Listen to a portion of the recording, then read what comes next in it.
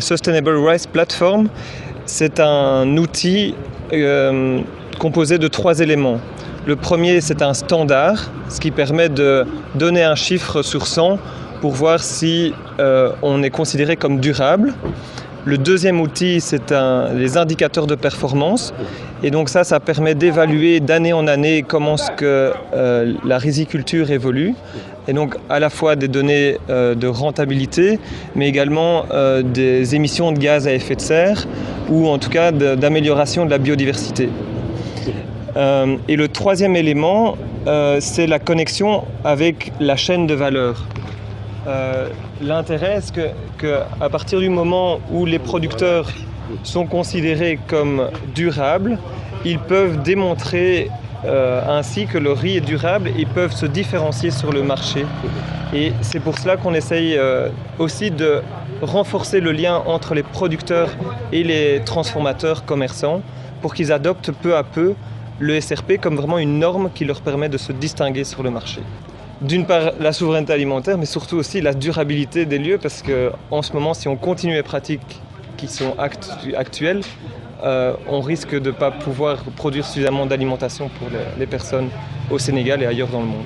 Aujourd'hui, au niveau de cette plateforme, il y a des activités de recherche qui sont développées au niveau donc, de la chaîne de valeur riz. Au niveau de chaque maillon, il y a donc des innovations donc, technologiques qui sont générées et que la recherche donc, active pleinement dans ce sens-là. Raison pour laquelle aujourd'hui nous sommes là présents pour apporter notre contribution à la finalisation donc, de la mise en place de cette plateforme.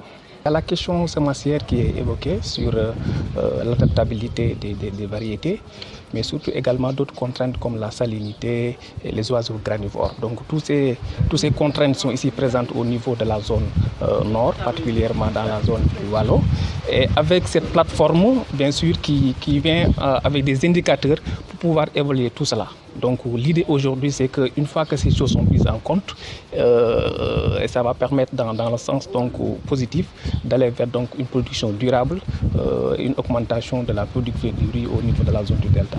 Il y a un déficit donc, de matériel lié au travail du sol. Et justement à ce niveau, je pense qu'il y a un indicateur qui est dédié à ça.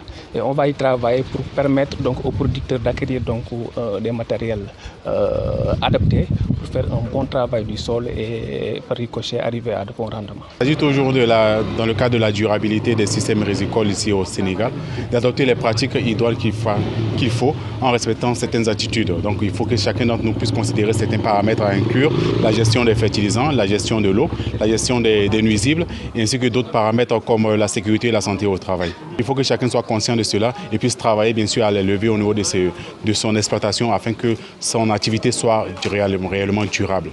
Il faut que chaque producteur puisse prendre conscience de la nécessité d'utiliser de manière raisonnée les différents éléments chimiques, les engrais chimiques, mais aussi les semences qu'il faut. Il faut également qu'il considère une bonne gestion de son activité, qu'il puisse avoir un suivi de toutes ses activités qu'il réalise lui-même dans un cahier par exemple, et également qu'il tienne compte aussi de la gestion culturelle de son activité. Il existe actuellement des variétés qui sont climato-intelligentes, qui sont plus ou moins adaptées actuellement au changement climatique et qui puissent être bénéfiques aux producteurs en lui permettant, dans un milieu où il y a beaucoup de stress, où l'activité devient très limitante, de pouvoir rehausser son rendement.